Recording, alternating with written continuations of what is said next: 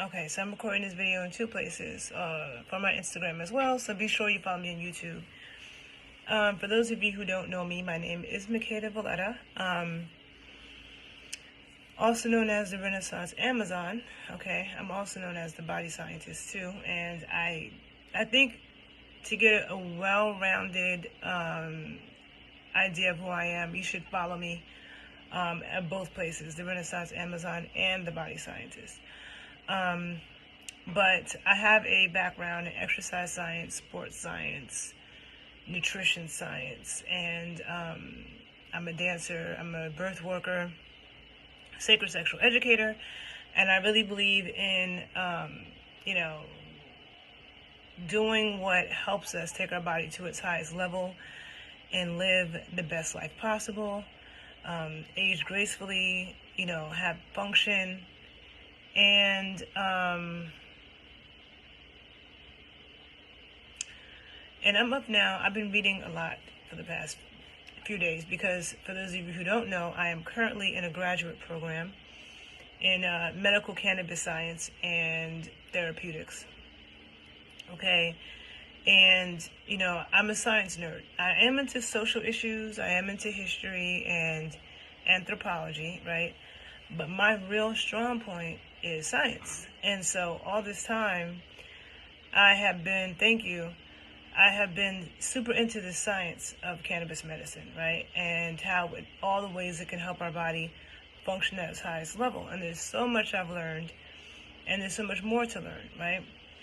But I thought, I wasn't really paying attention to, the laws and all of that. I knew that people were using cannabis for years.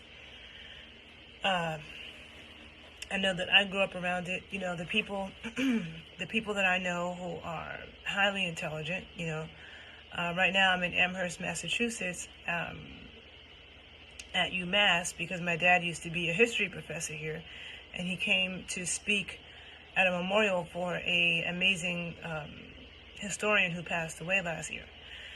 And, my dad is 80 years old. His friends are in their 80s. I have an uncle here who's a few years older than that, somewhere in his 80s, and their brains are still intact, okay? Their brains are completely intact. And I grew up listening to them have intellectual conversations all the time, and still like that. So the way some people grow up seeing, like, family members drink beer or alcohol, I grew up around cannabis, but I was not consuming it when I was in high school. I was a goody two-shoes. I looked down on people who did that. I wasn't until I grew up, right? And so anyhow, as a practitioner, and I hope that people on YouTube can still hear me, because I have a message that says it's unstable on YouTube. So if you're on YouTube listening to my live, please let me know if my video is frozen or not. I'm gonna write something. Hold on. And if my video is frozen, this is just all of the reason why you need to follow me on Instagram too. Is my video frozen, YouTube?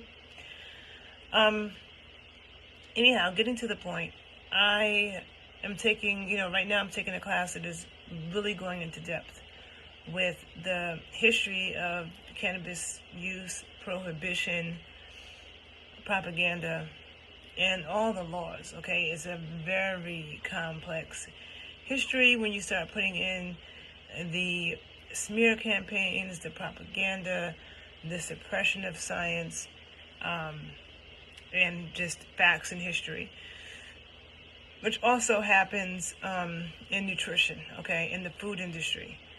That's why I'm telling you, I highly suggest you follow my other page, the_body_scientist, because that's where I go into depth with that kind of stuff, okay? So what the propaganda around cannabis mirrors the propaganda in nutrition, okay? I'm so tired right now, so I'm gonna do this video quickly. But right now, this is one of the books that I'm reading. I always like to recommend books, right? Marijuana: A Short History by John Hudak. This is one of the books, one of the required books, but also there's lots of other required reading, and I'm also always researching other things. And this is a short history, but it's really about the laws, the policies, okay? Which is very complex and very interesting. And I never thought that this path would lead me to want to even get involved in politics.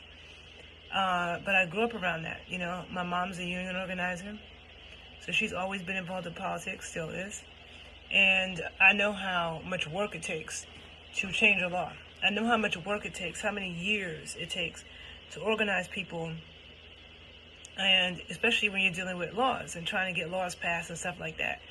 People can fight for 20 years to get a law passed, and the next year it gets overturned because new people come in. And so when people constantly say that voting doesn't matter, it's absolutely asinine to me. You know, I'm not saying the system is perfect. I'm not saying there's no corruption.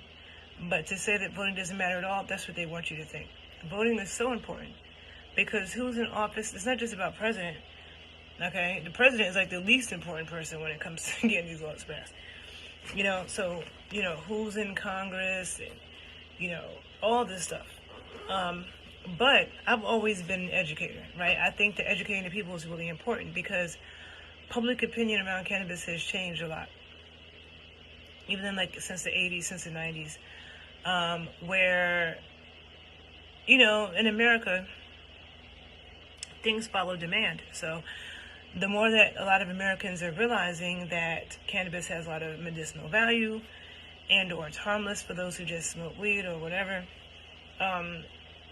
there is more public support for it, right? But there's years and years and years and decades of Republicans and Democrats, okay, trying to reform these cannabis laws, and especially make it legal federally. So, somebody says something happened to the live. Okay, so I guess it's the YouTube version.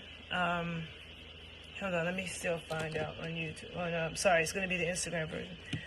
Let me ask people on YouTube, can you still not hear me?